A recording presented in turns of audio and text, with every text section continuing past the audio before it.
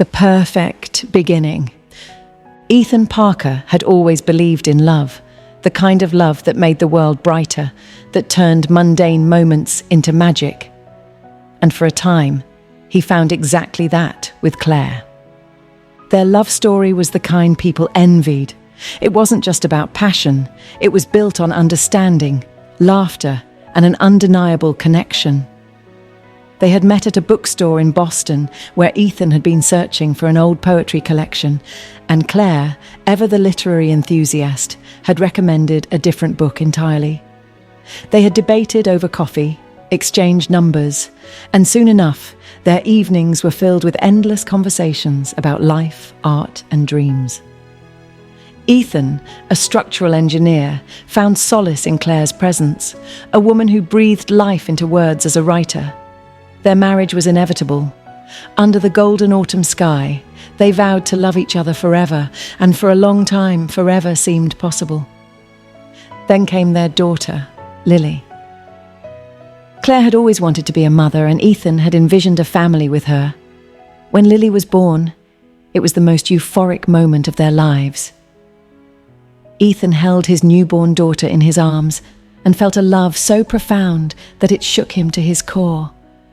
Claire, exhausted yet radiant, had whispered, "She's our forever." But forever is a fragile promise. As weeks turned into months, something began to change. Claire was exhausted, more than Ethan had expected. She dedicated herself entirely to Lily, often too tired to even acknowledge Ethan's presence when he returned home from work.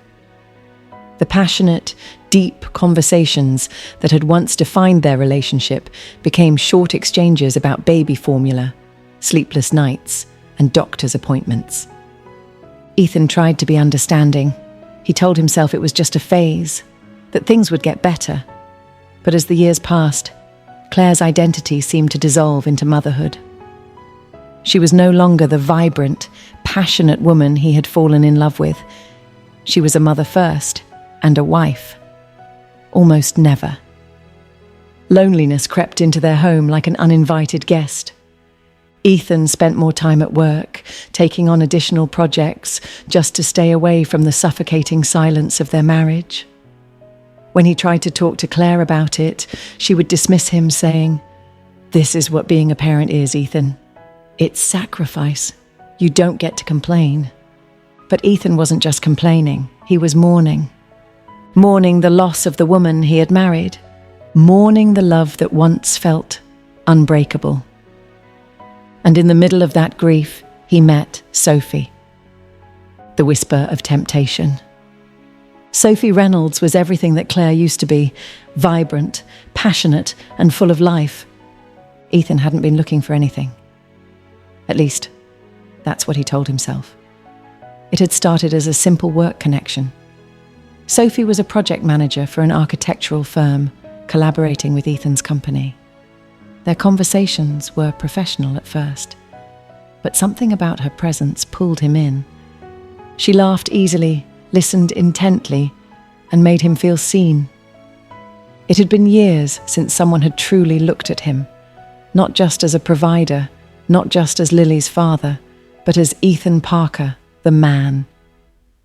It began with small things, a lunch meeting that ran a little too long, a text message sent after hours, a shared joke that lingered in his mind long after the moment had passed. Ethan knew the warning signs. He had read about them, had even judged others for slipping down that dangerous slope. Yet here he was. One evening, he came home late. Claire was in the living room, Lily asleep in her arms. She barely looked up. "You're late," she murmured. "Yeah, the project ran over," Ethan said, loosening his tie. She didn't ask for details. She didn't seem to care. Ethan stood there for a moment, watching her, waiting, hoping for a spark of the woman he had once loved so desperately. But Claire simply sighed, shifted Lily in her arms and said, "Can you turn the light off before you go to bed?" That was it. That was all. He climbed into bed that night, feeling like a stranger in his own home. The next day, Sophie invited him for a drink after work. "It's been a long week," she said, smiling. "You could use a break." Ethan hesitated. He thought about Claire. He thought about their wedding day, the vows they had made, the life they had built. But then he thought about the silence at home, the way Claire had stopped seeing him, the way love had turned into duty. And so, for the first time in his marriage, Ethan made a choice that he knew could change everything. He went. The bar was dimly lit, the kind of place where secrets felt safe. Ethan told himself it was just a drink between colleagues. But when Sophie laughed at his stories, when her fingers lightly brushed his hand as she reached for her glass, he felt something he hadn't felt in years: warmth, attention, desire. "Ethan," Sophie said softly, tilting her head, "are you happy?" The question hit him like a punch to the gut. For a long moment, he didn't answer. He thought about Claire. He thought about Lily. He thought about the man he used to be, the man who would have never been sitting here in this bar, feeling the pull of another woman. But he wasn't that man anymore. "I don't know," he admitted. Sophie reached for his hand, her touch lingering. And in that moment, Ethan felt something shift, a line being crossed. The beginning of something new, the end of something else, a marriage in ashes. Ethan didn't mean for it to happen. At least, that's what he kept telling himself. After that first night at the bar, he promised it was just a moment of weakness, a conversation, a mistake he wouldn't repeat. But mistakes have a way of repeating themselves when they don't really feel like mistakes at all. Sophie became an escape, an intoxicating contrast to the cold distance at home. It started with coffee breaks that stretched too long, text messages that lingered unanswered until late at night, and meetings that felt more like stolen moments than work obligations. Then one evening, everything changed. It was supposed to be a late night at the office. Ethan had told Claire not to wait up, and she hadn't even bothered to reply. That had become their routine. Unanswered texts, half-hearted conversations, separate worlds under the same roof. Sophie was there, waiting in the empty conference room. A bottle of wine sat on the table, 2 glasses beside it. "Long day," she said, offering him a knowing smile. Ethan hesitated. "We probably shouldn't." Sophie tilted her head, studying him. "Then tell me to stop." But he didn't, because stopping meant going home to a silence that suffocated him. Stopping meant confronting the truth, that he had already left Claire in every way that mattered. So he didn't stop her. When Sophie kissed him, it was slow and deliberate, like she had been waiting for this moment as much as he had. And when Ethan kissed her back, he felt something shatter inside him. Guilt, fear, restraint, until nothing was left but desire. That night, he didn't go home. The affair didn't stay a secret for long. Guilt makes men careless, and Claire had always been perceptive, even in the haze of their failing marriage. The missed calls, the scent of unfamiliar perfume, the way Ethan avoided her eyes when she asked how work had been. And then, one evening, she found the message. It was just one line, just 6 words. "I miss you. When can I see you?" Claire stared at the screen, the air thick and unmoving. Her heart pounded so hard it felt like it might crack her ribs. She didn't cry. Instead, she placed Ethan's phone back on the table and waited. When Ethan walked through the door that night, Claire was sitting at the kitchen table, Lily asleep upstairs. "You're late," she said, her voice eerily calm. Ethan nodded, loosening his tie. "Yeah, work ran over." Claire took a slow breath, tapping her fingers against the wooden surface. "Did she run over too?" Ethan froze. For a long moment, neither of them spoke. The clock on the wall ticked, the refrigerator hummed, the weight of unspoken truths pressing down like a storm ready to break. Claire finally stood, pushing back her chair. "You don't have to lie, Ethan. I know." Ethan exhaled sharply, his shoulders sinking under the weight of her words. He didn't deny it. There was no point. Claire's hands clenched at her sides, but her voice never wavered. "Do you love her?" Ethan hesitated. That was the worst part. He didn't know the answer, but the hesitation itself was enough. Claire let out a bitter laugh, shaking her head. "That's all I needed to hear." She walked past him, her footsteps echoing in the quiet house. Ethan wanted to stop her. He wanted to say something, anything, that could fix what had already been broken beyond repair. But he didn't. Because deep down, he knew this wasn't a beginning anymore. It was the end, the ruins of love. The silence between Ethan and Claire became a living thing, stretching through the house like an unseen force, heavy and suffocating. They still shared the same space, technically. They still coexisted under the same roof, but their marriage had become nothing more than a ghost, a collection of memories trapped in walls that had once held love. Claire didn't scream. She didn't demand explanations.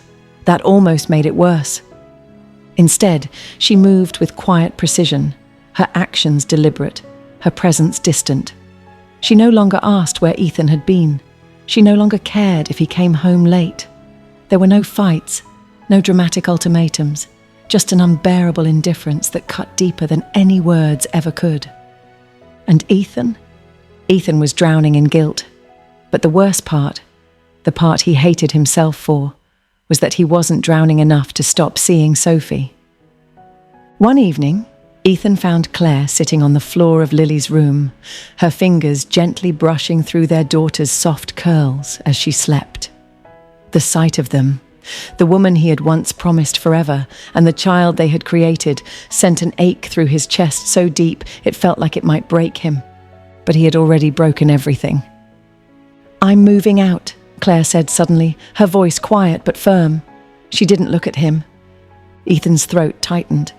"Claire." She shook her head. "No, Ethan. I've made my decision." Finally, she turned, her gaze locking onto his with a clarity that left no room for doubt. "I won't make this ugly. I won't drag Lily into our mess. But I won't stay in a marriage where I have to wonder if my husband is thinking about someone else while he's lying next to me." Ethan swallowed hard. "I never wanted to hurt you." Claire let out a breath, a sad, tired thing. "You didn't just hurt me, Ethan. You ended us." And just like that, the weight of years, the love, the laughter, the whispered promises, collapsed under the weight of betrayal.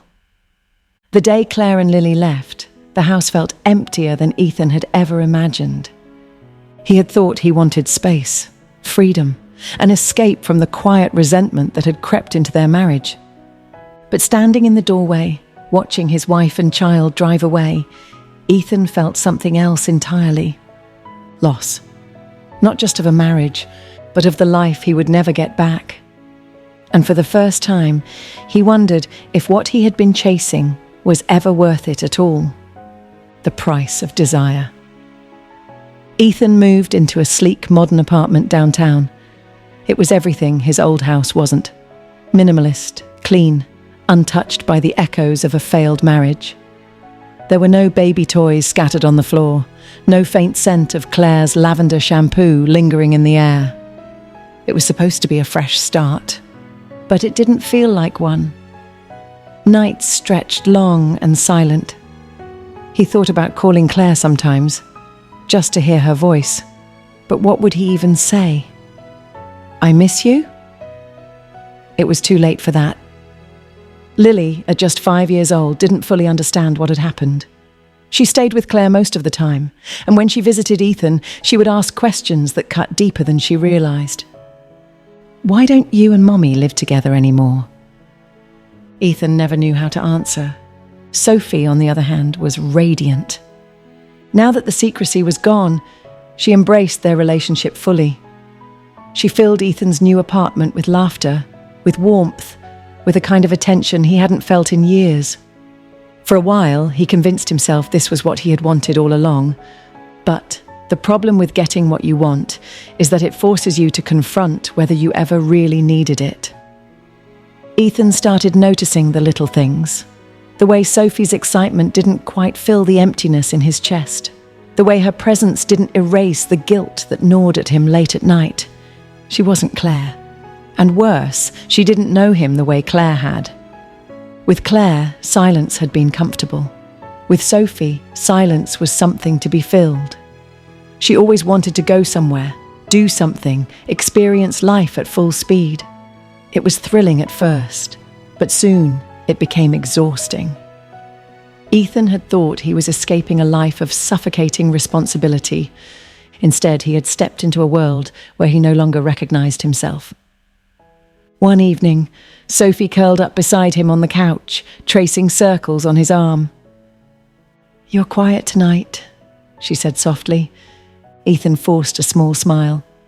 "Just tired." Sophie studied him, her green eyes searching his face. "You're not happy, are you?" The words hit him like a gut punch. Because wasn't happiness the whole reason he had done this? Hadn't he left Claire because he thought he deserved more than an empty marriage? But as he sat there in a perfect apartment with a woman who adored him, all he felt was the crushing weight of regret. And for the first time, he wondered if the real mistake had never been Claire changing after Lily was born. Maybe the real mistake had been his inability to change with her. The ghosts we carry. Ethan stood outside Claire's house for the first time in months. It was strange, seeing it from the outside, this place that had once been home. The porch light was still the same warm glow that used to welcome him after a long day. The curtains in the living room were different, though. Claire had always talked about changing them, but she never had. Until now. He wasn't sure why he had come. Maybe it was because Lily had been quieter than usual during her last visit, her little hands fidgeting with her dress when she had asked, "Daddy, do you still love Mommy?" He had lied. He had told her, "Of course, sweetheart." Because how do you explain to a child that love isn't always enough? That sometimes people break the very things they treasure the most? Now, standing at the doorstep, he wondered if Claire would even open the door. But she did. She looked different. Not in any drastic way, just lighter. The deep exhaustion that had once clung to her was gone, replaced with something steadier, something stronger. She had always been beautiful, but this was a different kind of beauty, a quiet resilience. "Ethan," she said, her voice neutral. For a moment he couldn't speak, then he cleared his throat. I just wanted to see how you were." Claire studied him, then sighed. "Ethan, you don't get to do this." "Do what?" he asked, though he already knew. She crossed her arms. "Show up. Pretend you care now. You made your choice." Ethan swallowed hard. "I made a mistake." Claire let out a slow breath. "No, Ethan. You made a decision. A mistake is something accidental. You chose her. You chose to walk away from us." He had nothing to say to that, because she was right. He looked down at his hands, his fingers curling into fists. "I miss you," he admitted quietly. Claire's lips pressed together, and for a brief moment he thought he saw something flicker in her eyes. Pain, maybe, or something that mirrored his own regret. But then she straightened. "You don't miss me, Ethan. You miss the life you ruined." And just like that, he knew. There would be no fixing this, no going back. Claire had moved on.